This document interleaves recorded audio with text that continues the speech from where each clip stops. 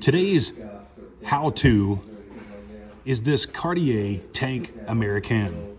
Now, this is an incredible watch because it's solid gold. It is something we currently have for sale in our inventory.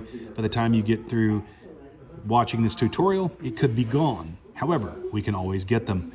And I always want to make sure that if you like this particular watch, you give us a call or come see us at SwissWatchExpo.com. Now, let's talk about how to wind this watch. And this applies not just to the Cartier Tank Americaine, but to so many other automatic watches of its type.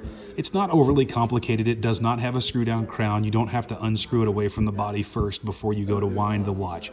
There is something a little bit more complicated about this watch that I do want to talk about, however. With the Cartiers, these winding crowns can be just a bit hard to get a hold of and manipulate.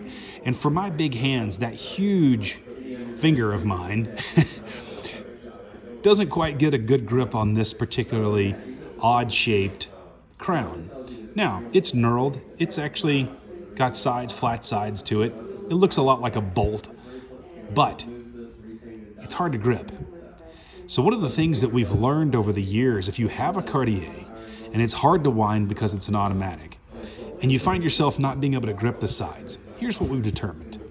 We want to tell you, grab the actual crown, pinch it, and hold it. In other words, you can get your fingernails right there on that flat spot and just rock the watch back and forth like this. And it's perfectly okay because you're going to be winding the watch. And most people's fingernails are far better than mine and far longer than mine, so you can probably grab that crown just a little bit better with your fingernails than I would be able to. But if you wind that watch like this, it's perfectly okay. It won't hurt anything.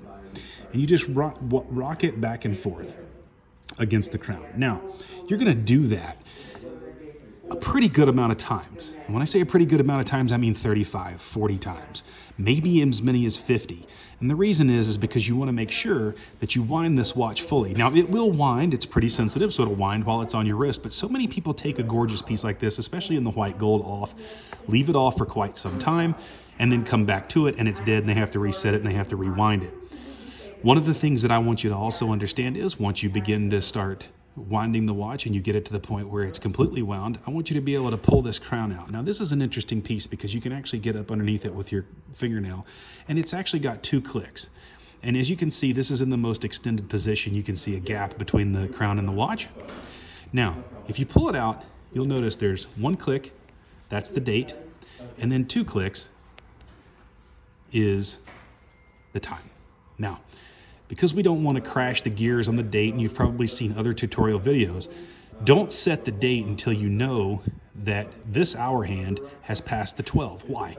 Because we want to make sure that that date doesn't flip. You get the watch all set, and then it goes by 12, and it's 12 in the afternoon, and the date flips. That's wrong. We want it to flip only at midnight. So I'm going to test that theory. I'm going to run that hand around the dial and see if that watch flips the date. Hey, this is Michael at SwissWatchExpo. It doesn't appear to have flipped. So it went from the 29th to the 30th. And now we've passed midnight. Now it's safe to set the watch by putting the hand in the bottom of the dial. Now it's safe to set that date. So let's just assume for a second, I push it all the way back in, pull it out 1 click, and that's the date. And now I can set the date. And I'm just going to set it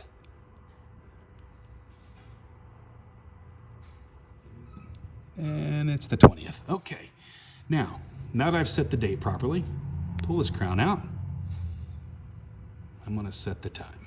Let's say it's 3 o'clock in the afternoon. And it's set. Push the crown back in against the watch. It's wound. It's set. The date's set, and you're ready to go. It's that simple. If you have any questions about how to operate your watch or any watch that you may have purchased from us here at Swiss Watch Expo, give us a call. Go to our website, info@SwissWatchExpo.com, and we'll be happy to answer your questions.